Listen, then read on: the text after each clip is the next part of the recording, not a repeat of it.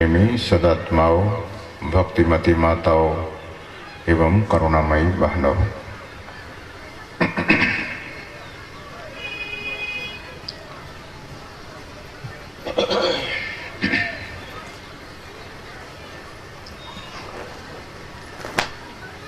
अभी हम आप लोग पाठ में सुन रहे थे, बड़े भाग मानुष तन पावा, सुर दुर्लभ सब ग्रंथ ही गावा।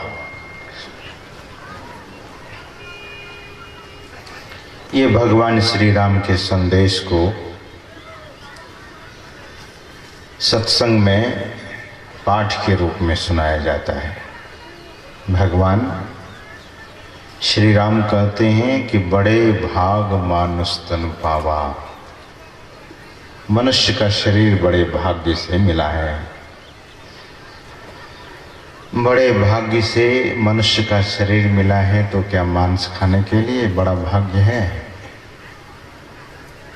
मछली खाने के लिए, अंडा खाने के लिए, शराब पीने के लिए? कोई भी व्यक्ति यह कहता है कि शराब पीने के लिए यह शरीर मिला है, चोरी करने के लिए यह शरीर नहीं मिला है, व्यभिचार करने के लिए यह शरीर नहीं, इसके लिए यह शरीर नहीं दिया गया है। इसी तरह से लोभ नहीं करने के लिए, मोह नहीं करने के लिए, क्रोध नहीं करने के लिए, 5 महापाप को नहीं करने के लिए। 5 महापाप क्या है? झूठ, चोरी, नशा, हिंसा, व्यभिचार, ये 5 महापाप है। इन पाप को करने के लिए यह शरीर नहीं मिला है।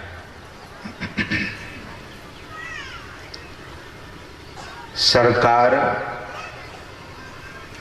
लोगों को नौकरी देती है। किसी विद्यार्थी को शिक्षक की नौकरी मिल गई और नौकरी मिलने के बाद वह विद्यालय नहीं जाता है, उनकी नौकरी रहेगी।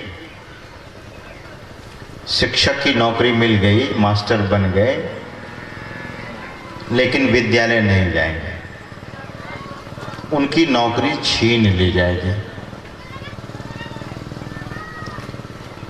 इसी तरह से डॉक्टर भी, सरकार डॉक्टर लोगों को डॉक्टर की नौकरी देते हैं कि आप मरीजों का इलाज करेंगे। वह डॉक्टर वेतन उठा ले और घर में सोए रहे, तो उसकी भी नौकरी सरकार छीन लेगी। इसी तरह से इंजीनियर की नौकरी सरकार देती है। अगर इंजीनियर काम नहीं करेगा तो सरकार उनकी नौकरी छीन लेगी। रेल में आप सफ़र करते होंगे, ट्रेन में। अगर ट्रेन में सफ़र करते हैं तो देखे होंगे कि ट्रेन के इंजन को चलाने वाला ड्राइवर होता है। ड्राइविंग की नौकरी सरकार ने दी है। अगर वह ड्राइवर अपने घर में बैठ जाए, ड्यूटी पर नहीं जाए, तो उनकी भी नौकरी छीन ली जाती है। सरकार ही नौकरी देती है और सरकार ही छीन लेती है। कब? जब आदमी ईमानदारी पूर्वक उस काम को नहीं करता है। उसी तरह से यह मनुष्य शरीर भगवान कहते हैं कि कबहुक करी करुणा नर देही। नर देह परमात्मा ने दिया है, लेकिन इस देह को अगर गलत कामों में लगा रखेंगे, निठल्ला बना देंगे, या इस शरीर का दुरुपयोग करेंगे, तो भगवान कहते हैं कि यह शरीर भी छीन लिया जाएगा। और तब कहाँ कहाँ भरमेंगे इस संसार में। प्रवचन के समय में आप लोग पीछे से आते हैं, पीछे बैठा कीजिए, सामने नहीं आइए, प्रवचन के बाद आइएगा। जो लोग पीछे से आते हैं वे पीछे बैठे, लोगों का ध्यान न बटाएं।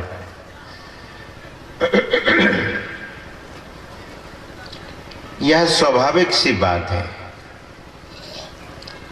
अब सरकार की बात छोड़ दीजिए, घर का एक कोई मालिक होता है, हर घर में एक कोई मालिक होते हैं। जितना घर दुनिया में आप देखते हैं उस घर का एक मालिक होता है। और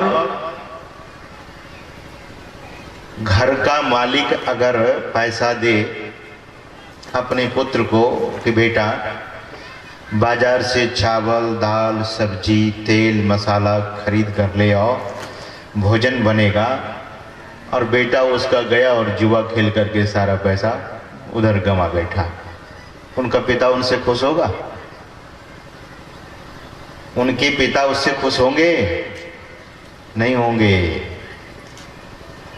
इसी तरह से कोई माँ अपने बेटे को कहा कि बेटा हमारे लिए साड़ी ले आओ, हमारी साड़ी फट गई है। बेटा गया और देखा शराब की दुकान, बोतल खरीद करके पी लिया और वहीं उलट गया, तो वह माँ भी खुश नहीं होगी। परमात्मा हम आपको सुंदर शरीर दिया है और कहा है सुंदर सुंदर काम करने के लिए। परमात्मा कहते हैं कि अच्छे काम करेंगे तो आपके जीवन को हम सुखी बना देंगे। अगर गलत काम किया तो भगवान कहते हैं कि दुखों का पहाड़ उस व्यक्ति के सिर पर डाला जाता है। दुखी रहते हैं वे, कभी यह दुख कभी वह दुख, दुख से कभी छुटकारा ही नहीं मिलता। भगवान बुद्ध ने कहा कि अगर कोई बुरे विचारों से सोचता है और काम करता है, दुख उसके पीछे कैसे चलता है? भगवान बुद्ध ने कहा कि जैसे बैल गाड़ी के पीछे, बैल गाड़ी का पहिया बैल के पीछे पीछे चलता है। बैलगाड़ी तो सब लोग देखे हैं, बैलगाड़ी में बैल जब चलता है उसके पीछे पीछे पहिया भी चलता है। उसी तरह से जो व्यक्ति गलत कर्म करते हैं, भगवान बुद्ध कहते हैं कि दुख उसके पीछे पीछे चलता रहता है, जैसे बैलगाड़ी का पहिया बैल के पीछे पीछे चलता है। फिर भगवान बुद्ध कहते हैं कि अच्छे विचार के जो लोग होते हैं, अच्छे काम करते हैं, उसके जीवन में सुख वैसे ही रहता है जैसे शरीर की छाया शरीर का साथ नहीं छोड़ती है। शरीर की छाया हमेशा साथ रहती है। भगवान बुद्ध कहते हैं कि शुभ कर्म करने वाले को सुख ही सुख होता है। क्या शुभ है क्या अशुभ है, इसको विचार कीजिए। मांस खाना अशुभ है, मछली खाना अशुभ है, अंडा खाना अशुभ है, शराब पीना अशुभ है, जुआ खेलना अशुभ है, व्यभिचार करना अशुभ है, नशा खाना अशुभ है, इसी तरह से चोरी करनी अशुभ है। 5 तरह के जो महापाप हैं, इन पापों को करने वाला आदमी के जीवन में दुख ही दुख होता है। इसलिए संत लोग कहते हैं कि इन महापापों को छोड़ दीजिए, अपने जीवन को पवित्र कीजिए। अपने जीवन को पवित्र करने के लिए पवित्र कर्म करना पड़ेगा। पवित्र कर्म क्या है? गुरु महाराज ने कहा कि ईश्वर की भक्ति सबसे पवित्रतम कर्म है, परमात्मा की भक्ति। वही भगवान श्री राम कहते हैं कि साधन धाम मोक्ष कर द्वारा, पाई न जेहि परलोक संवारा। जो साधनों का घर है, मोक्ष का द्वार है, इसे पाकर जिसने इसकी संभाल नहीं की, तो भगवान कहते हैं कि सो परत्र दुख पावई, सिर धुनि धुनि पछताए, काल ही कर्म ही ईश्वर ही मिथ्या दोष लगाए। शरीर केवल यह देखने मात्र के लिए नहीं है, शरीर से शुभ काम करने के लिए। शरीर में कुछ ऐसी भी चीजें हैं जो मनुष्य को रोकता रहता है। किधर? शुभ काम करने के लिए। क्या सब है वह? तो कहते हैं काम है, क्रोध है, लोभ है, मोह है, मद है, मत्सरी है, ये 6 विकार है। कभी काम में बह जाता है, कभी क्रोध में बह जाता है, कभी लोभ में बह जाता है, कभी मोह में, कभी मत्सरी में, कभी अहंकार में। इन्हीं सबों विकारों में यह मनुष्य बहता रहता है। दिशा अलग अलग हो जाती है। एक आदमी, महापुरुष कहते हैं कि अगर क्रोध ही करना है, अगर आपको क्रोध ही करना है तो गलत चीजों पर क्रोध कीजिए। अगर आपको काम ही करना है तो परमात्मा भक्ति रूपी काम कीजिए। लोभ ही करना है तो सत्संग के प्रति, साधना के प्रति लोभ हो जाए। नहीं, या बाहर का लोभ, बाहर का काम, बाहर का क्रोध, ये डुबा देता है मनुष्य को। जो परमात्मा की भक्ति नहीं करेंगे, ईश्वर की भक्ति नहीं करेंगे, उनको न सुख मिलेगा, उनको न शांति मिलेगी। और हमारे बगल में जो बसेटी से साधु पुरुष आए हैं, मानस के उस पंक्ति को भी वे स्पर्श कर रहे थे। बाहरी मथे बरु होई घृता, सिकता ते बरु तेल, बिनु हरि भजन न भवतरिये, यह सिद्धांत अपेल। यह सिद्धांत अटल है। क्या? बिनु हरि भजन न भवतरिये। जब तक परमात्मा की भक्ति नहीं करेंगे, संसार सागर से पार नहीं जा सकते। परमात्मा की भक्ति जब करेंगे तो संसार सागर, ध्यान दीजिए, नदी को पार करना होता है तो कैसे लोग पार करते हैं? 3 उपाय से। नदी को अगर पार करना हो और पैर गीला नहीं हो तो कैसे? या तो नदी पर पुल बना हो तो पार हो जाएंगे, या नदी में नाव हो तब पार हो जाएंगे। अगर पुल भी नहीं है, नाव भी नहीं है, तो हेलीकॉप्टर से इस पार से उस पार चले जाएंगे।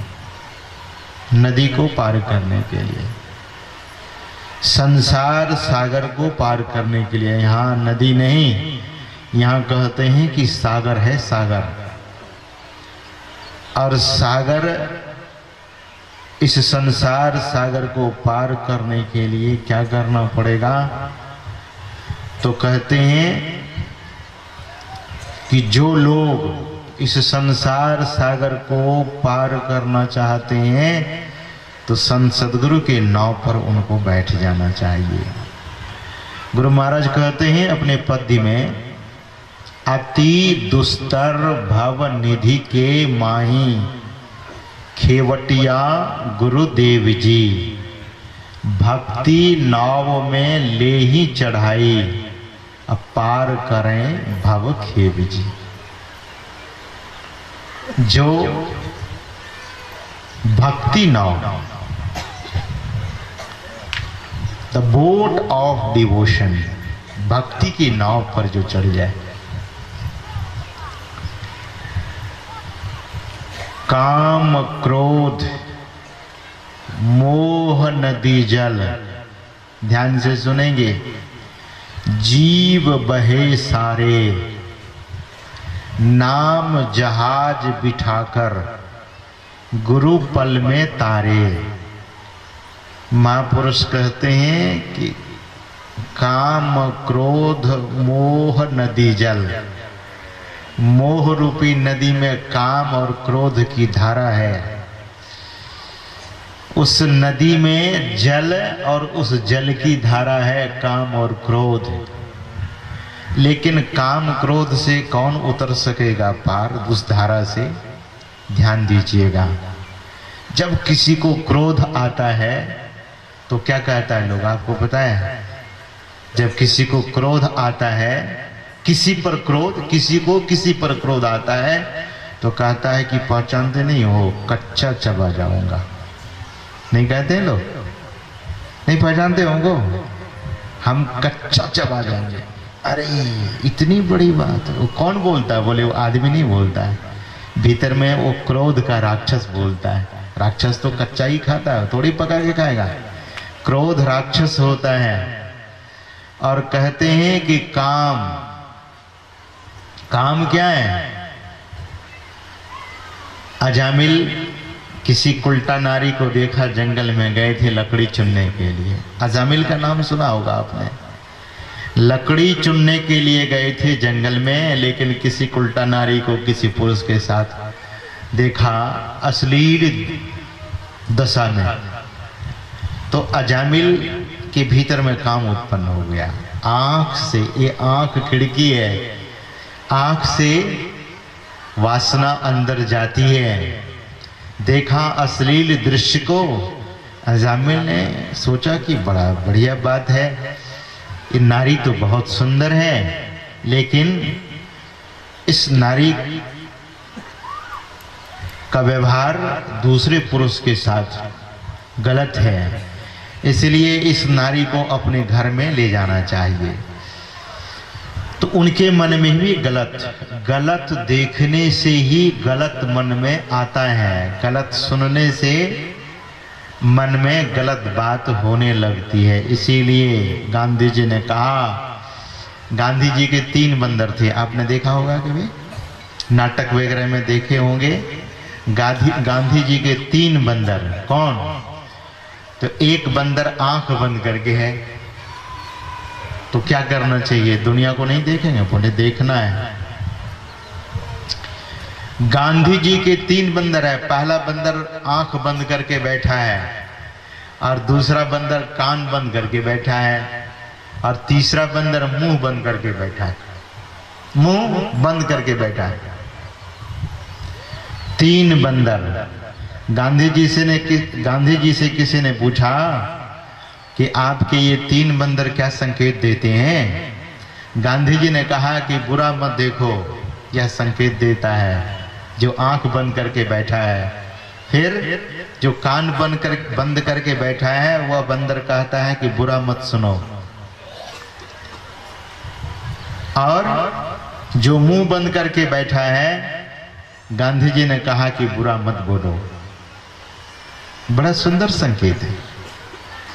अगर आदमी गलत बोलना छोड़ दे, गलत सुनना छोड़ दे, गलत देखना छोड़ दे, तो कहते हैं कि उनके जीवन में फिर गलत नहीं होगा।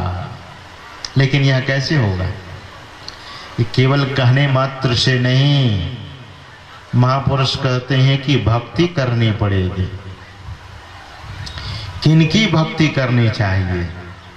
तभी हम आप लोग सुन नहीं रहे थे, स्वामी शिवानंद जी महाराज कह रहे थे क्या कि गुरु की भक्ति, गुरु महाराज के वचनों में, गुरु की भक्ति साधु की सेवा बिन नहीं कछु हो पाई हो, याते भजो गुरु गुरु निधि ही रहो चरण लौलाई हो।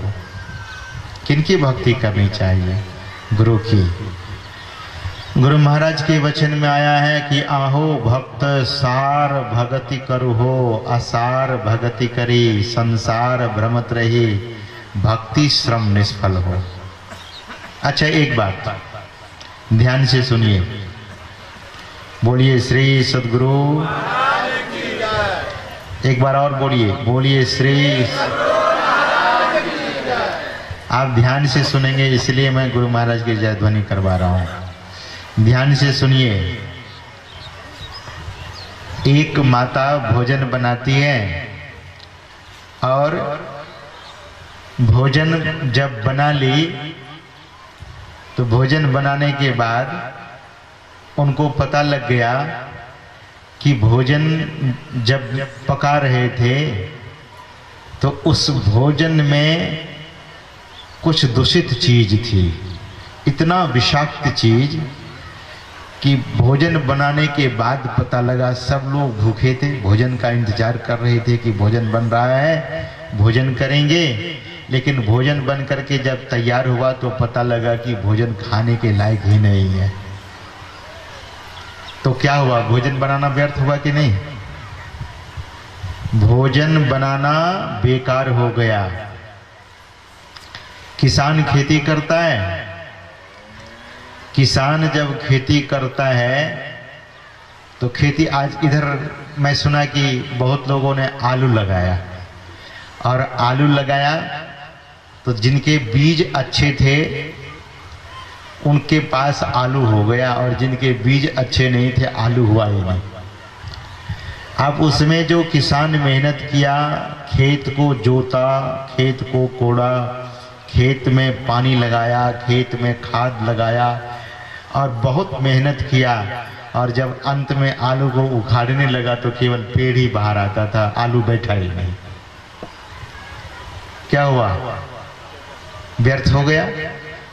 वैसे किसान को हाथ मलना पड़ेगा कि नहीं, जिसकी खेती बर्बाद हो गई है। जो माता भोजन बनाई, भोजन खराब हो गया। इसी तरह से भक्ति बहुत लोग करते हैं, लेकिन उन भक्ति किसकी सफल होती है? भगवान श्री कृष्ण कहते हैं कि मनुष्याणाम सहस्रेषु कश्चित् यदति सिद्धये। हे अर्जुन, किसी किसी को सिद्धि मिलती है। क्यों? बोले सिद्ध महापुरुष से अगर भक्ति का बीज मिला है तब तो भक्ति फल, बीज ही गड़बड़ हो तो फिर क्या होगा? मूल में अगर भूल हो जाए तो सब गड़बड़ हो जाएगा। हम आपको एक कथा सुनाना चाहेंगे। स्वामी विवेकानंद जी महाराज अमेरिका गए थे। आप ध्यान से सुनिए, बस यह सत्संग थोड़ी देर के लिए आप, और आज अंतिम पाली का यह सत्संग है तो थोड़ी देर आप सुनेंगे। तो कलकत्ता में एक महापुरुष हुए स्वामी रामकृष्ण देव जी महाराज, उनके शिष्य हुए जगत प्रसिद्ध स्वामी विवेकानंद जी। स्वामी विवेकानंद जी महाराज लोगों को अमेरिका में जाकर भक्ति की शिक्षा देते थे। अमेरिका गए, जापान गए, वे इंग्लैंड गए, वे फ्रांस गए, वे जर्मनी गए। भारत, इस युग में भारत का वह पहला सन्यासी था, भगवान बुद्ध के बाद भारत का वह पहला सन्यासी था जो विदेशों की धरती पर जाकर भारत के संत महापुरुषों की उस ज्ञान को फैलाया। जब वे अमेरिका गए और लोगों की भक्ति जैसे तैसी देखी तो स्वामी विवेकानंद जी ने कहा लोगों से, शिकागो का यह भाषण है, मैंने अंग्रेजी में पढ़ा था, अंग्रेजी का एक लेख स्वामी जी महाराज का पढ़ा था, उसमें एक कथा लिखी हुई थी। स्वामी जी महाराज बोले कि एक गांव में एक नकचिप्पा आदमी था। ध्यान से सुनिए, एक गांव में एक नकचिप्पा था। तो नाक उसका चिपटा हुआ था, पूरा नाक बिल्कुल चिपट चुकी थी। ऐसे ही बेचारा का जन्म हुआ था। तो वह सज्जन के पास दुर्भाग्यवश न माँ थी, न पिता थे, न भाई थे, न बहन थी, अकेले बेचारा रहता था।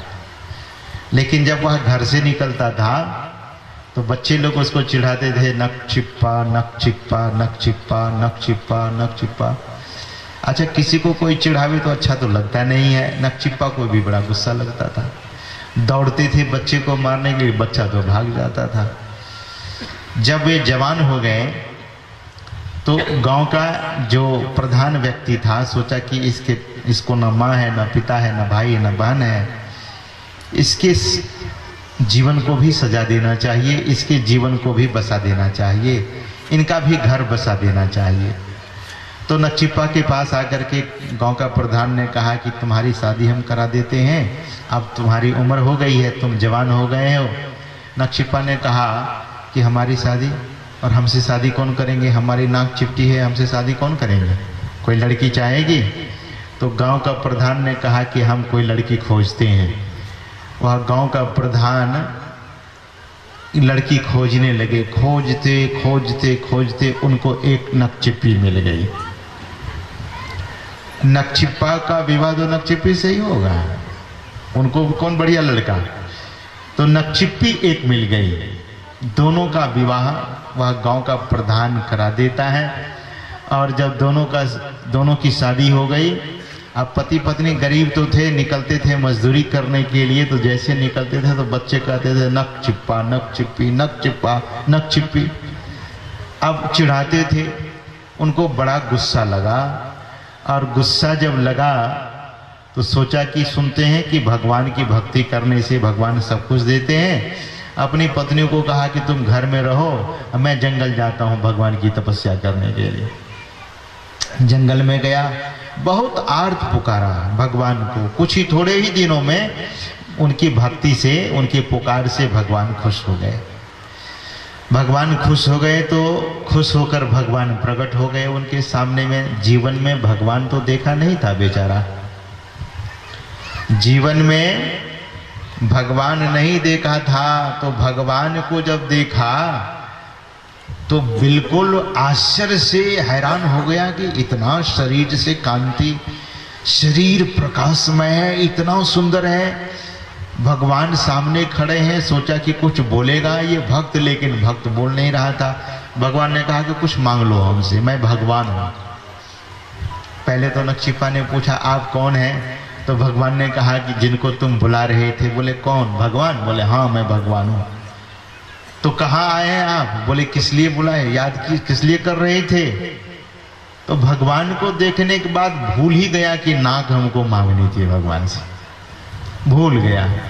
तो भगवान ने कहा मांगो मांगो, क्या मांगना है? तो अब उनके मुंह से कुछ बात नहीं निकलती थी। तो भगवान ने कहा कि ठीक है मैं जा रहा हूं, 3 वरदान जब तुम मांगोगे वह मिल जाएगा तुमको। भगवान ऐसा कहकर अंतर्धान हो गए। और वह नक्षिपा को बहुत खुशी हुई कि 3 वरदान मुझे मिले हैं, चलो बड़ा अच्छा हुआ। बस तपस्या तोड़ करके भागे घर, पत्नी के पास गए, खूब खुशी का इजहार किया। पत्नी ने पूछा अरे पतिदेव आप बहुत खुश लग रहे हैं। बोले कि पूछो मत, भगवान आए थे 3 वरदान दे के चले गए। पत्नी ने कहा कि नाक तो वैसे की वैसे चिपटी है, वरदान लेने से क्या हुआ? तो उन्होंने कहा कि ठहरो ना, वरदान तो मेरे पास है, आ जाओ लाइन में खड़े हो जाओ। पत्नी को बुलाया और बोला कि मैं वरदान मांगने जा रहा हूँ भगवान से। पत्नी ने पूछा कि क्या मांगेंगे वरदान? बोले मैं मांगूंगा ना। तो पत्नी सिखाया उनको। पत्नी कहती है कि धन मांग लीजिए, बुद्धि मांग लीजिए, वैभव ऐश्वर्य मांग लीजिए। तो वो सब कुछ नहीं, बोले भक्ति मैंने तपस्या की तूने की है, हम मांगेंगे, तुम खड़े रहो। सामने साथ में आकर के खड़े हो जाओ। पत्नी को साथ में खड़ा कर लिया, हाथ जोड़ा और हाथ जोड़ करके भगवान से कहता है, रहने दीजिए जी, रहने दीजिए, बैठिए महाराज उधर, बीच में नहीं आइए। कहते हैं कि जब हाथ जोड़ा और हाथ जोड़ करके भगवान से कहता है कि हे प्रभु आपकी बड़ी कृपा हुई है, 3 वरदान आप दे करके गए हैं, सो पहला वरदान आप पूरा करेंगे मुझे विश्वास है। हे ईश्वर, हे प्रभु मुझे वरदान दीजिए कि हम दोनों पति पत्नी को खूब सुंदर सुंदर नाकें हो जाए। यह वरदान वह मांगा कि सुंदर सुंदर नाकें हो जाए। तो जैसे यह वरदान मांगा कि पति पत्नी दोनों को सुंदर सुंदर नाकें, नाकें तो बहुवचनात्मक शब्द है, तो 2 नाक थोड़ी मांगे, एक पत्नी के लिए एक मेरे लिए, ऐसा नहीं। बोले सुंदर सुंदर नाकें दे दीजिए। तो सुंदर सुंदर नाकें देने की बात जैसे आई तो अभी वरदान पूरा भी नहीं हुआ था कि सुंदर सुंदर नाकें, एक सुंदर सुंदर, बड़े सुंदर सुंदर नाकें शरीर में। तो कहाँ कहाँ? बोले सब जगह, क्योंकि सुंदर सुंदर बहुवचनात्मक, बहुत नाकें। तो लाट में नाक, सिर में नाक, हाथ में नाक, छाती में नाक, गले में नाक, पीठ में नाक, पैर में नाक, हर जगह नाक ही नाक। पति को भी पत्नी को भी। पत्नी ने कहा कि क्या मांग लिया आपने? ये नाक और इतनी नाक क्या करेंगे? और महाराज कहीं सर्दी हो गई तो किधर किधर पोंछेंगे, किधर किधर पोंछेंगे? पीछे तो हाथ भी नहीं जाएगा, सर्दी होगी तो हर तरफ से बहेगा और कहाँ कहाँ संभाल होगी। तो पति ने कहा कि ये तो बड़ा गड़बड़ हो गया। अच्छा, अभी 2 वरदान मेरे पास बचा हुआ है। तो दूसरा वरदान मांगा कि हे ईश्वर, हे परमात्मा, अब मेरे सारी नाक, मेरी पत्नी और मेरे सारे नाक उड़ा दीजिए। तो जब ऐसा मांगा तो सारी की सारी नाक उड़ गई, जो थी सब गायब, एक भी नाक नहीं बची। चलिए, एक भी नाक नहीं बची। पत्नी कहती है कि दम घुटने लगा है, नाक के बिना सांस कैसे लेंगे, हमें बहुत गड़बड़ी हो गई है, आप जल्दी कुछ उपाय कीजिए। तो देखा कि ये वरदान लेते हैं तो बहुत नाक, और कहते हैं उड़ाने के लिए तो सब नाक ही गायब हो गई, अब होगा क्या। तुरंत हाथ जोड़ करके कहता है कि हे ईश्वर, जो नाक हमारे पास थी, जो नाक हमारे पास थी, वही नाक वापस कर दीजिए। कौन से? वही नक चिप्पी और नक चिप्पे के नक चिप्पे दोनों रह गए, वही नक चिपा हुआ नाक। तीसरे वरदान में भी वही मांग लिया जो पहले थी नाक। स्वामी विवेकानंद जी महाराज कहते थे कि अगर सदगुरु की शरण में जाकर वह भक्ति करता तो उनकी ऐसी दशा नहीं होती। लेकिन ध्यान दीजिए, उस नक चिप्पे के तो नक चिप्पा नाक ही मिली, लेकिन बहुत बार लोग भक्ति ऐसी करती है कि उनकी नाक कट जाती है। नहीं कहते लोग समाज में, उसने नाक कटा दी, कहने का मतलब क्या? प्रतिष्ठा ही खत्म कर दी। भक्ति कैसी करनी चाहिए? गुरु महाराज कहते हैं कि सार भक्ति करू हो, सार भक्ति कीजिए, असार भगति करी, संसार भ्रमत रही, भक्ति श्रम निष्फल हो। असार भक्ति करेंगे तो कुछ हाथ में आने वाला नहीं है। भक्ति रावण ने किया।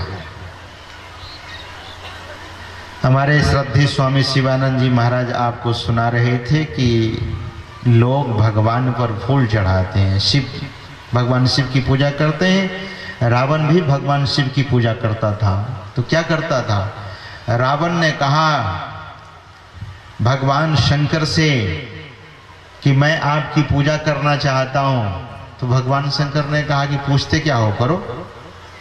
ये पूछ करके पूजा होती है? बहुत बार ऐसा होता है। क्या लोग कहते हैं कि हम आप पर सफेद दूध चढ़ाएंगे भगवान को, बोले हम आप पर सफेद दूध चढ़ाएंगे। तो दूध तो सफेद होता ही है, तो सफेद करने की क्या जरूरत है, कहिए ना दूध चढ़ाएंगे। ये बितंडा करने वाले आदमी ऐसे ही बोलते हैं कि सफेद दूध चढ़ाएंगे। यार दूध सफेद ही होता है। रावण ने कहा कि फूल नहीं, हम गर्दन चढ़ाएंगे। भगवान शंकर ने पूछा गर्दन क्यों चढ़ाओगे तुम? बोले महाराज हम आपकी जो भक्ति पूजा करेंगे ना, तो सिर हम झुकाने के लिए सीखे नहीं है। सिर झुकाएंगे नहीं, सिर काट डालेंगे, सिर काट करके चढ़ाएंगे। रावण सिर काट करके शिवलिंग पर चढ़ाता था। भगवान के शिवलिंग पर रावण सिर काट करके अपने हाथ से तलवार से सर काटता था और भगवान को चढ़ा देता था। ऐसा कोई भक्त है दुनिया में आज? ऐसा कोई है? कंस अपना रक्त चीर करके हाथों से भगवान शिव को चढ़ा देता था कि मैं अपने रक्त को देता हूं आप। ऐसे बहुत सारे भक्त हुए। कहते हैं कि भगवान की भक्ति करने वाला आदमी की दशा क्या हुई, उस रावण की दशा क्या हुई। हनुमान जी रावण के पास जाकर कहते हैं क्या, शंकर सहस विष्णु अज तुही, राखी न सके राम कर द्रोही। ये इतना चुनौतीपूर्ण बात हनुमान जी रावण को जाकर कहता है कि हजारों शंकर अगर आ जाए, शंकर सहस, जो शंकर भगवान को अपना सर काट करके चढ़ाता था, ऐसे शंकर उनकी रक्षा कर सके क्या? कहते हैं शंकर सहस विष्णु अज तुही, हजारों विष्णु हजारों शंकर भी आज आ जाए, है रावण तुझे मैं राम की द्रोही हो तुम, कोई बचा नहीं सकेगा। राख ही न सके राम कर द्रोही। तुम परमात्मा के विरोधी हो, और जो ईश्वर का विरोधी होता है उसको कोई रख नहीं सकता है। तो रावण भी भक्ति किया था, लेकिन अगर रावण भक्ति किया था तो रावण का मंदिर क्यों नहीं बनाया लोगों ने? राम जी का मंदिर क्यों बनाते हैं? हनुमान जी का मंदिर क्यों बनाते हैं? शिव जी का मंदिर क्यों बनाते हैं? रावण का मंदिर आप लोगों ने देखा? हाथ उठाइए कोई तो। रावण का मंदिर कोई नहीं। रावण का मंदिर आज तक कहीं देखा सुना नहीं गया है, क्योंकि भक्ति तो किया था, लेकिन भक्ति असार किया था। असार भगति करी संसार, एक ही पंक्ति गुरु महाराज की है। असार भगति करी संसार भ्रमत रही, भक्ति श्रम निष्फल हो। रावण की भक्ति का जो फल था वह निष्फल हो गया। कंस का निष्फल हो गया, सहस्त्रार्जुन का निष्फल हो गया, इसी तरह से दुर्योधन का निष्फल हो गया। गांधारी दुर्योधन की माँ शिव भक्तन थी, लेकिन कहाँ अपने पुत्रों को बचा सकी? अपने पुत्र को नहीं बचा सकी। अंत में गांधारी को यह मोह हो गया कि सारे पुत्र मारे गए, कम से कम दुर्योधन को बचा लेते हैं। तो दुर्योधन कैसे बचेगा? तो दुर्योधन से कहा गया कि अगर तुम युधिष्ठिर जी महाराज के पास चले जाओ तो युधिष्ठिर जी महाराज तुम्हें उपाय बता देंगे बचने के लिए। दुर्योधन भी बचना चाहता था। कहते हैं कि युधिष्ठिर जी महाराज के पास जब दुर्योधन गया है तो युधिष्ठिर जी महाराज धर्मराज ने कहा कि तुम अपनी माँ के समक्ष नग्न होकर जाओगे, और गांधारी अगर पट्टी खोल करके, अपने आंखों पर पट्टी बांध करके रखती थी, अगर पट्टी खोल करके ऊपर से नीचे तक वह देख लेगी तो तुम्हारा शरीर वज्र हो जाएगा और तुम्हें फिर कोई मार नहीं पाएगा। दुर्योधन अपनी माँ के पास गया और कहा कि ऐसे ऐसे मुझे कहा गया है, माँ तुम मुझे देखो। तो गांधारी ने कहा कि तुम जाओ पहले गंगा स्नान करो, तुम्हारा शरीर बहुत दूषित है, गंगा स्नान करो। गंगा स्नान करके अब पूरे नग्न अवस्था में आना। तो गंगा स्नान करके नग्न होकर के दुर्योधन गांधारी के पास जा रहा था। गांधारी भी अपने पुत्र को बचाना चाह रही थी, जो अपने पति को, जो गांधारी शिव भक्तन अपने पति धृतराष्ट्र के मुंह को कभी नहीं देखी, वह आज अपने पुत्र को देखने जा रही है। कहते हैं गांधारी के मन में मोह हुआ कि मैं इसे बचा लूंगी, लेकिन भगवान रामकृष्ण परमहंस देव जी महाराज कहा करते थे कि जब ईश्वर किसी को उठाना चाहते हैं और दुनिया के लोग उसे गिराना चाहते हैं तो ईश्वर को हंसी आती है। उसी तरह से ईश्वर किसी को दंड देना चाहते हैं, उस दंड से उसको कोई बचाना चाहते हैं, तब भी ईश्वर को हंसी आती है। भगवान कृष्ण को हंसी आ गई। कहते हैं कि जब दुर्योधन नग्न होकर के अपनी माँ के पास जा रहा था तो रास्ते में भगवान श्री कृष्ण मिल गए। भगवान कृष्ण ने देखा दुर्योधन को, अरे दुर्योधन, कभी भी तुमको राजकीय पोशाक में ही देखा, कभी नग्न नहीं देखा, ये कैसी बात? तो उन्होंने कहा कि माँ के पास जा रहा हूँ। तो भगवान श्री कृष्ण ने कहा कि तुझे लाज नहीं आती है? जवान बेटा माँ के पास नग्न होकर जाता है? अरे कुछ तो पहन लो। बोले क्या पहने महाराज? बोले केले के पत्ते ही लपेट तो लो कम से कम। बस वही केला का पत्ता कमर में लपेट लिया और माँ के सामने गया।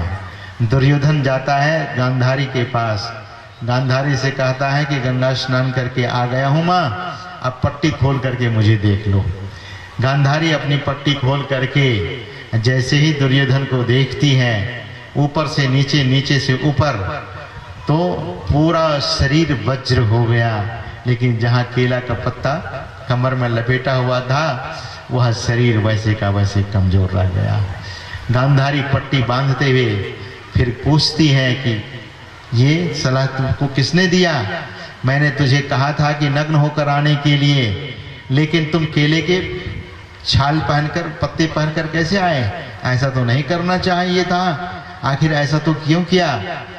तो दुर्योधन ने कहा कि रास्ते में केशव मिल गए, कृष्ण मिल गए थे और उन्होंने ऐसी सलाह दी है। तब गांधारी ने कहा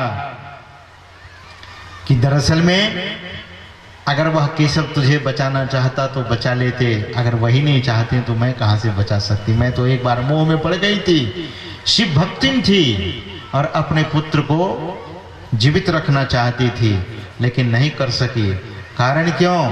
कहते हैं कि अधर्म, वह जीवन की सारी भक्ति लगा देने के बाद भी दुर्योधन को अमर नहीं कर सके। कहने का मतलब कि उस शिव भक्तिन गांधारी की अंतिम दशा क्या हुई? कहते हैं कि जब हस्तिनापुर का राज्य छीना गया और धृतराष्ट्र जंगल चले गए, उसके साथ गांधारी भी गई। जंगल में जब आग लगी तो धृतराष्ट्र अंधे थे और गांधारी के आंखों पर पट्टी थी। अब दोनों तो अंधे के समान ही थे, आग जिधर लगी थी उधर ही चले गए, जिधर आग नहीं थी उधर नहीं जा सके। कहते हैं कि धीरे धीरे जंगल में दावाग्नि लगी और जल जल करके दोनों जल गए। आग, जंगली आग से जल जल कर जल गए। आखिर क्या हुआ? वही महापुरुष समझाते हैं कि भक्ति हम लोगों को सार करनी चाहिए और बिना भक्ति का कल्याण नहीं होगा। अभी आप यह भी सुन रहे थे कि अनन्याश्चिन्तयो माम यो जनाः पर्युपासते तेषाभि अभियुक्तानां योगक्षेम वहाम्यहम्। तेषाम अभियुक्तानां, ऐसे भक्त को योगक्षेम वहन करता हूँ। किनको? जो ये जनाः पर्युपासते, जो सम्यक रूप से मेरी उपासना करते हैं। इस सम्यक रूप से उपासना कैसे होती है? भगवान श्री कृष्ण गीता में कहते हैं कि सर्वधर्माणि परित्यज्य मामेकं शरणं व्रज अहम त्वा सर्व पापेभ्यो मोक्षयिष्यामि मा शुचः। मोक्षयिष्यामि मा शुचः। सर्वधर्माणि परित्यज्य, यह स्वतंत्र भक्ति है। स्वतंत्र भक्ति जो करेंगे उनको सब प्रकार की सुख मिलेगा। कहते हैं कि यह स्वतंत्र भक्ति क्या है? इंद्रियों के सहित जो भक्ति होती है वह परतंत्र भक्ति है, और इंद्रियों से रहित जो भक्ति है वह स्वतंत्र भक्ति है। इंद्रियां कहाँ नहीं होती हैं? जब साधक दृष्टि योग करता है तो वहाँ कोई इंद्रियां नहीं होती है। भगवान श्री कृष्ण कहते हैं कि दिशश्चानवलोकयन्, दिशाओं को न देखता हुआ, कहाँ? भ्रुवोर मध्य प्राणमेवाव सम्यक, दोनों भावों के बीच में अपने दृष्टि को कोई टिकावे। तो भगवान श्री कृष्ण गीता में एक जगह कहते हैं कि स्वमुपैति दिव्य लोकम, मेरे उस दिव्य लोक को वे प्राप्त होते हैं। दरअसल में भक्ति बहुत लोग करते हैं, गुड़वा गुड़िया सूप सुपलिया, जैसे बच्चे लोग गुड़वा गुड़िया का खेल करते हैं, इस दुनिया में लोग वैसे गुड़वा गुड़िया वाली भक्ति करते हैं। आपने देखा होगा बच्चे लोग बालू के भीत पर, बालू के ढेर पर जाते हैं, घरौंदे बनाते हैं, पैर रखकर और मिट्टी को थोपते हैं, बालू को थोपते हैं और घर बन जाता है। और उसी घर में मिट्टी के ही मिठाई बनाते हैं, मिट्टी के चावल, मिट्टी के दाल, मिट्टी की सब्जी, और फिर बच्चे लोग आपस में वह मिट्टी के भोजन भी करते हैं। लेकिन कहाँ करते हैं? आप देखे होंगे वो अपनी ठुड्डी में यह भोजन वह मिट्टी वाला मिठाई, मिट्टी वाला चावल, मिट्टी वाला दाल लगाते हैं और मुंह को चलाते हैं। वह बच्चा चलाता है और कहता है कि खूब भोज हुआ, खूब भोज हुआ, और उसके बाद क्या करता है? जब घर जाने लगता है तो लात से हर घरौंदे को मिटाकर चल देता है। कहने का मतलब ये जो बाहर की भक्ति है, बाहर की भक्ति भी करनी है, लेकिन कैसी भक्ति? महापुरुष कहते हैं कि भक्ति बाहर की जो करते हैं वह भी समझ बूझ के करनी पड़ेगी। जैसे बच्चा वह झूठे मूठे खेल करके और फिर चले गए कहाँ? अपनी माँ के पास। पूज्यपाद महर्षि शाही स्वामी जी महाराज इस बात को कहा करते थे, कहते थे कि बच्चा जब अपनी माँ के पास जाता है तो अपनी माँ से कहता है कि माँ मुझे भूख लगी है, भोजन दो। तो माँ कहती है कि अभी तो बहुत तरह के व्यंजन तुम खा रहे थे और तुरंत कैसे भूख लग गई। तो बच्चा कहता है कि माँ वह तो झूठा भोजन था, वह नकली भोजन था, असली भोजन तो आपके पास है। दरअसल में जैसे तैसे भक्ति करने वाला आदमी वह नकली भक्ति में पड़ा हुआ है। संत सदगुरु के पास, संत सदगुरु माँ के पास जो जीव जाता है तो कहता है कि संसार में जब जो किया वह तो नकल था, अब असल भक्ति आपके चरणों में मुझे प्राप्त होगी। संत सदगुरु असली भक्ति बता देते हैं। और असली भक्ति क्या है? असली भक्ति वेद भगवान कहते हैं युंजाना प्रथमम मनस्तत्वाय सविताध्यम अग्नेर ज्योतिर्निचाय पृथिव्याध्या भरत। एक जगह वेद में आया है भद्रम कर्णेभिः शृणुयाम देवाः भद्रम पश्येमाक्षभिर्यजत्राः श्रेयरंगे स्तुष्टवांगो सस्तनुभिः विषेम देवहितं यदायुः स्वस्ति न इंद्रो वृद्धस्रवाः स्वस्ति न पूषा।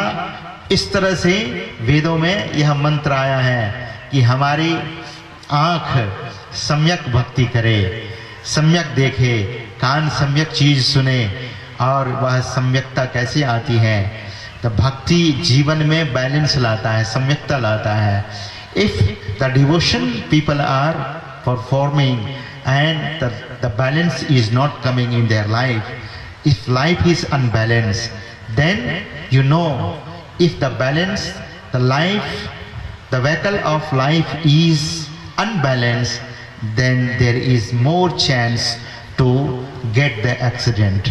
When the vehicle is getting accident, the people is getting accident, when the balance is not there. Whosoever, whether he is going to bang you or either the third person is going to bang or else you are going to bang. When the balance is unbalanced,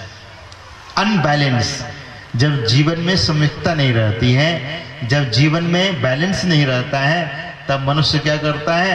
क्या होता है उस व्यक्ति के जीवन में? घटना हो जाती है।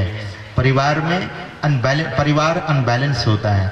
The family is unbalance, home is in unbalance and life is unbalance and behavior is unbalanced, everything is unbalanced. You just imagine his life will be how it is. Whosoever, his or her life will be the horrible. Therefore we must do the essential devotion of the God. सार भक्ति करने के लिए महापुरुष कहते हैं कि अगर जीवन में हर तरह से असम्यक हर कुछ हो जाए, व्यवहार भी असम्यक हो जाए, व्यवहार संतुलित नहीं है, आहार संतुलित नहीं है, जीवन संतुलित नहीं है, परिवार संतुलित नहीं है और घर द्वार संतुलित नहीं है, तो ऐसे व्यक्ति के जीवन में क्या कल्पना कर सकते हैं? उनका जीवन कैसा रहेगा? इस संतुलन कैसे होता है? संतुलन करने के लिए इस शरीर में एक जगह है जो दोनों भावों के बीच में है, the most secret place in the body, and that is between the eyebrows. That is most secret, बहुत रहस्यमयी जगह है दोनों भावों के बीच में। और here the people say there is third eyes, उसको शिव नेत्र कहते हैं। और शिव नेत्र का मतलब होता है, शिव मतलब कल्याण, नेत्र यानी आँख, आइस। सो वह कल्याणकारक आँख, कल्याण करने वाली आँख जब लोगों को प्राप्त होती है, हर आदमी के बीच में, हर आदमी के मध्य में, हर आदमी के शरीर में, हर आदमी के दोनों भावों के बीच में वह थर्ड आइज है, वह तीसरी आँख है, वह शिव नेत्र है। जो खोल लेते हैं वे सार भक्ति करने लग जाते हैं, और जो नहीं खोलते हैं वे असार भक्ति में लगे रहते हैं। और उसे खोलने के लिए कुछ प्रोसेस है, कुछ विधान है, कुछ नियम है। शुरुआत कहाँ से होती है? तो कहते हैं जप करने से। वह मंत्र, उस मंत्र का जाप करना है। किस मंत्र का? कहते हैं एक बार ब्रह्मा जी भगवान शिव से पूछे कि कितने मंत्र है? तो भगवान शिव ने कहा कि मंत्र बहुत है। एक बार माता पार्वती ने भगवान शंकर से पूछा कि हे शंकर, हे महादेव, दुनिया में महामंत्र कितने हैं? तो भगवान शंकर ने कहा, सप्तकोटि महामंत्राः चित्त विभ्रमकारकाः एकैव महामंत्रो गुरुरित्यक्षर द्वयम्। 7 करोड़ महामंत्र है, 7 crore the mantras are there. 7 crore महामंत्र है। अगर हम आपसे पूछेंगे आप कितना मंत्र जानते हैं, आप कहेंगे महाराज 2-4 हम भी जानते हैं। ये 2-4, यहाँ तो 7 करोड़ महामंत्र है। और भगवान शंकर कहते हैं कि 7 करोड़ महामंत्रों में सबसे बड़ा महामंत्र क्या है? तो भगवान शंकर ने कहा कि गुरु रित्यक्षरा द्वयम, 2 अक्षर वाला मंत्र है। और उस मंत्र को जो जानते हैं, तो गुरु महाराज ने कहा कि गुरु मंत्र प्रदत्त, गुरु से प्रदत्त मंत्र को जो जपते हैं, तो गुरु महाराज ने कहा कि सर्व क्षण गुरु मन जो में ही रहे हो, निश्चय निर्वाण हो, संत सब कहे हो। गुरु जाप जपन साचो तपन सकल काज सारणम, सारे कार्य ऐसे भक्त के बनने लगेंगे। The first step is the मंत्र, पहली सीढ़ी भक्ति का मंत्र। लेकिन कहीं कहीं भक्ति को 9 प्रकार में कहा गया है। भगवान श्री राम कहते हैं कि मंत्र तो 5वीं सीढ़ी पर है। भगवान श्री राम संत सत्संग को पहली सीढ़ी पर रखते हैं। प्रथम भगति संतन कर संगा, दूसरी रतिमम कथा प्रसंगा। वह कथा, आजकल लोग राम कथा करते हैं, आजकल लोग भागवत कथा करते कराते हैं, सुनते सुनाते हैं। लेकिन ध्यान दीजिए, कथा भागवत की, कथा राम की, कथा सुनने से संशय मिट जाए तो समझ लीजिएगा कथा है, और कथा सुनने से संशय बढ़ जाए तो समझिए ये व्यथा है। संशय में पड़ गए तो व्यथित होंगे। संशय नहीं होना चाहिए। कथा के संबंध में पहली भक्ति संतों का संग, और दूसरी भक्ति कथा में प्रेम। कहते हैं कि कथा कैसी होनी चाहिए, तो इसका उत्तर रामचरितमानस में गोस्वामी तुलसीदास जी महाराज ने दिया है कि राम कथा सुंदर करतारी। राम कथा तो सुंदर करतल ध्वनि है। राम कथा सुंदर करतारी, असंशय विहग उड़ावनहारी। कहते हैं उस कथा को सुनने के बाद संशय ही समाप्त हो जाए, संशय से छूट जाए, तब समझ लीजिएगा कि भगवान की कथा सुन रहे हैं, धर्म कथा सुन रहे हैं। गुरु महाराज कहते हैं धर्म कथा बाहर सत्संगा। धर्म कथा सुनिए या बाहर में सुनने को मिलेगा, लेकिन अंतर सत्संग भी कीजिए। तो कथा और कथा जब सुनेंगे तो कथा यानी सत्संग, और सत्संग में बैठकर जब सुनेंगे तो कहते हैं कबीर साहब इस सत्संग में लाभ बहुत है, तुरंत मिलावे गुरु से। इस सत्संग में लाभ बहुत है, सदगुरु की प्राप्ति हो जाएगी। लेकिन मूर्ख जन कोई सार न जाने, सत्संग में अमृत बरसे। मूर्ख लोग सत्संग के सार को नहीं जानते हैं। What is the essence of the holy association? This is essential knowledge, and wherein your vision will be the totally clear. There will be no any confusion in your life. When you listen deliberately and consciously, the moment when you listen the words of the pure person, then the time you must conscious, be in the conscious. Don't go here and there, and don't just run with your mind. If you are running with your mind, then nothing will be coming in you, because your mind is running outside and you are sitting in the satsang, then nothing you will get. अगर सत्संग में बैठे हैं, मन बाहर बाहर दौड़ रहा है, तब गोस्वामी तुलसीदास जी महाराज कहते हैं कि तन तो रमे, मन तो रमे संसार में, तन साधुन के संग। सत्संग में बैठे हैं लेकिन मन संसार में रमा हुआ है। तुलसी याही वियोग ते नहीं लागा हरि रंग। सत्संग में हरि रंग लगना चाहिए। किसी ने पूछा सुंदरदास जी महाराज से, तुलसीदास जी महाराज से, इस सत्संग की बहुत महिमा गाते हैं आप लोग। जो कोई जाए मिले उन सुनर, होत पवित्र लगे हरि रंगा।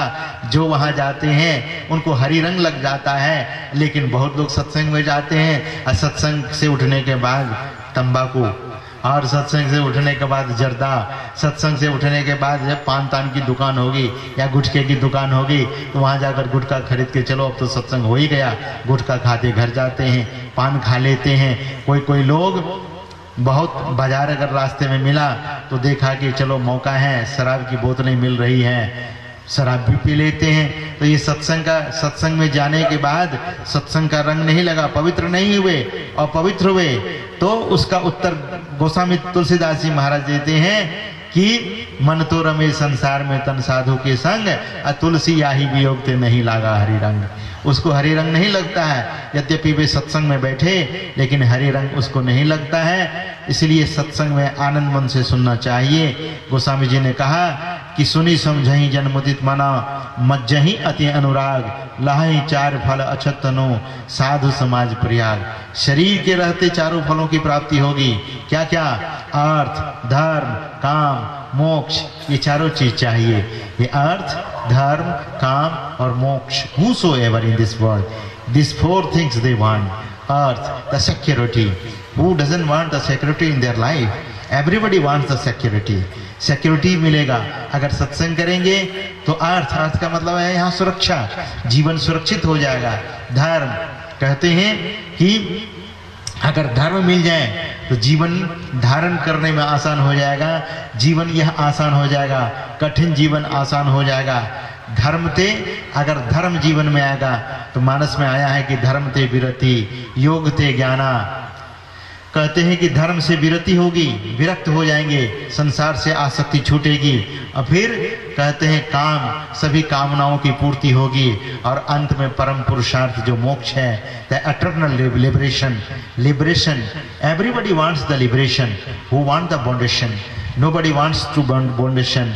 बंधन कोई नहीं चाहता है, सब लोग मोक्ष चाहता है, मुक्ति चाहता है। हम आपको हर तरह की सुविधा दी जाए और सुविधा दे करके रहने के लिए सुंदर मकान, चलने के लिए सुंदर कार और मन बहलाने के लिए सुंदर बगीचा और नौकर चाकर, ये सब कुछ दे दिया जाए, लेकिन एक कमरे में बंद रहने के लिए कहा जाए कि मात्र कमरे से 5 मिनट निकलने के लिए दिया जाएगा, फिर कमरे में बंद। कौन इस सुविधा, इतनी सुविधा देने के बाद भी आदमी वह सुविधा नहीं लेगा?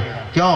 बोले भले भिखारी हैं लेकिन हम स्वतंत्र तो हैं, मतलब स्वतंत्रता सबको पसंद है। The liberation is most precious thing for the human being, not human being, every being. The liberation, the salvation is the most loving things. ये सबसे प्रिय चीज है, मोक्ष, मुक्ति। लेकिन यह कब होगी? कहते हैं कि भक्ति निशेनी मुक्ति की, संत चढ़े सब दाए, और जिन जिन मन आलस किया जन्म जन्म पछताए। जो जिसके मन में आलस हुआ, जिस लोगों के मन में प्रमाद हुआ, उनको जन्म जन्म पछताना पड़ेगा।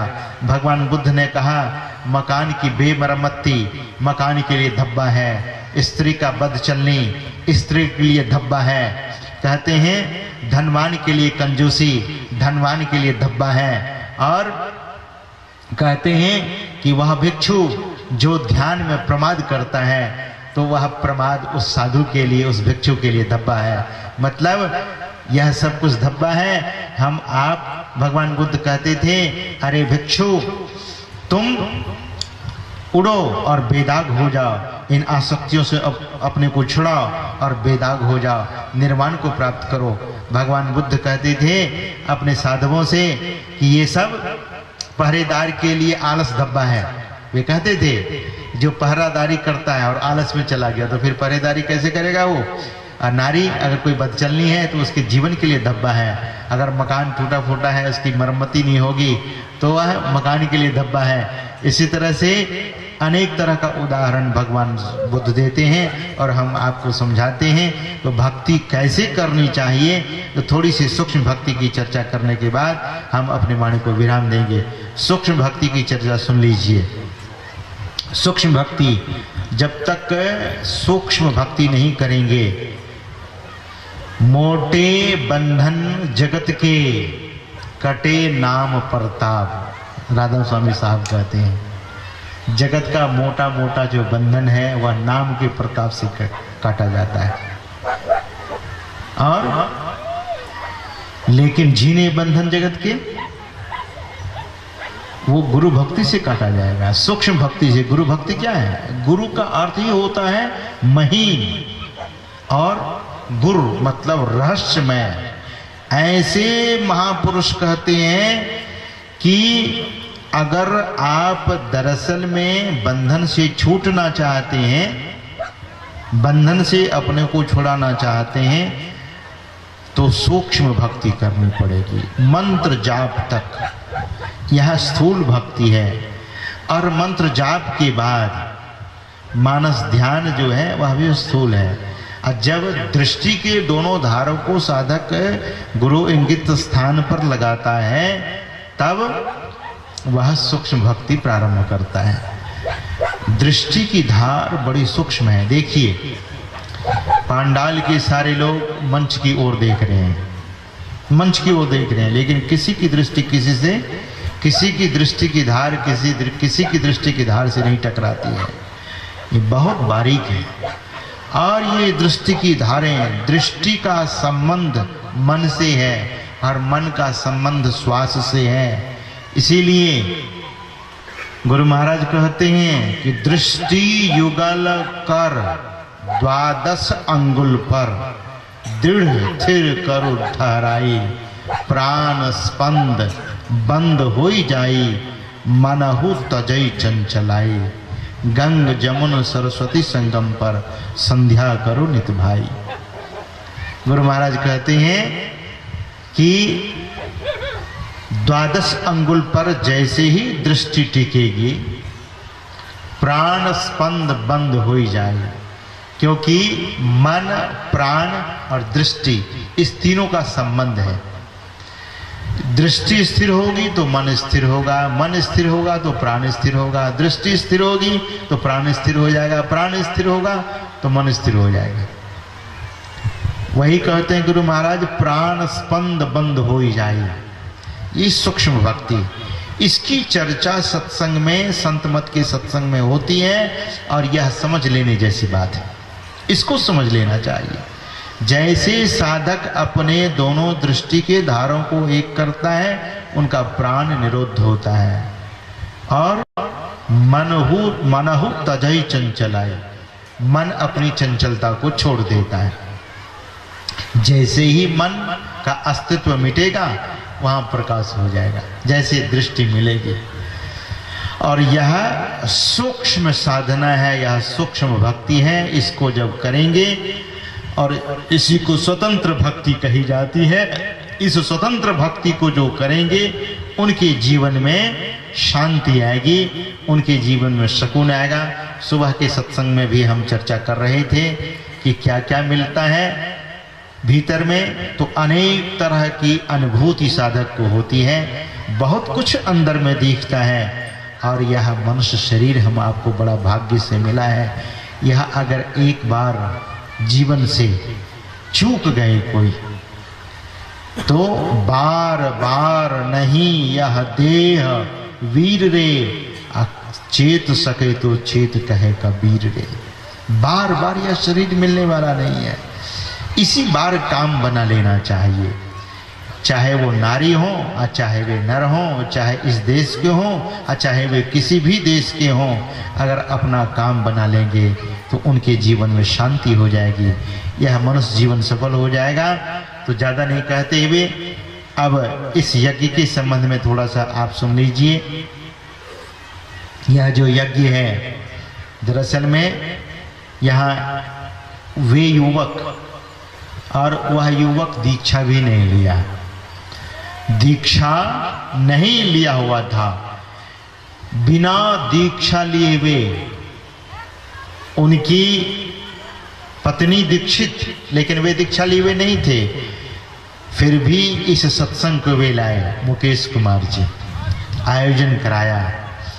और यहाँ पर सत्संग के पूर्व आधे घंटे का ध्यान। अभी हम आपसे निवेदन कर रहे थे कि धर्म कथा बाहर सत्संगा, अंतर सत्संग ध्यान अभंगा। Now I am concluding the talk, just you deliberately listen. हम कह रहे हैं कि वह सत्संग का कार्यक्रम लिया और कार्यक्रम लेकर यह सत्संग का रूप दिया। इसमें ध्यान, इसमें सत्संग, दोनों ध्यान और सत्संग। गुरु महाराज कहते हैं कि सत्संग दो तरह से करने के लिए, नित्य सत्संगति करो बनाई, अंतर बाहर द्वे विधि भाई। दोनों प्रकार से सत्संग कीजिए, अंतर सत्संग ध्यान, अब बाहर का सत्संग कहते हैं धर्म कथा। तो यहाँ बाहर का भी सत्संग हुआ, अंतर का भी सत्संग हुआ। यह सत्संग परिपूर्ण है। गुरु महाराज की आज्ञा का पालन 100% हो रहा है।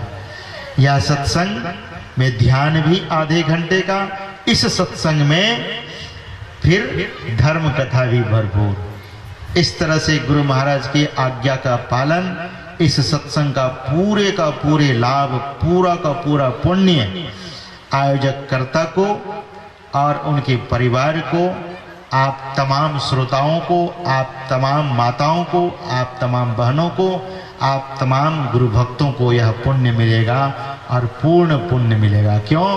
यह सत्संग में ध्यान और इस सत्संग में धर्म कथा सत्संग भी, दोनों प्रकार का सत्संग हुआ है, इसलिए यह परिपूर्ण यज्ञ है। इस परिपूर्ण यज्ञ में जो लोग भाग लिए हैं, जो इनका आयोजन किए हैं, चाहे इस यज्ञ में मन से, तन से, वचन से, धन से आप सहयोग किए हैं, सभी लोग पुण्य के भागी हैं और अक्षय पुण्य के भागी हैं। यह पुण्य बहुत आपको जीवन में शुभ लाएगा, मंगल लाएगा और जीवन सुखदायी बनाएगा। तो इस तरह का पुण्य आयोजक लोगों ने किया है। तो विशेष नहीं कहते हुए सदगुरु महाराज के पावन चरणों में, परमात्मा स्वरूप सदगुरु महाराज के पावन चरणों में प्रार्थना करता हूँ कि इस यज्ञ में आयोजक कर्ताओं के लिए और आप तमाम गुरु भक्तों के लिए, आप तमाम ग्रामीणों के लिए, आप आए हुए सभी भक्तों के लिए यह प्रार्थना है कि आपका जीवन सुखद, समृद्ध और भक्तिमय बने। आप इसी तरह से अपने जीवन को पवित्र करें, सत्संग करें, ध्यान करें और मनुष्य जीवन को सफल करें। बोलिए श्री सद्गुरु महाराज की जय।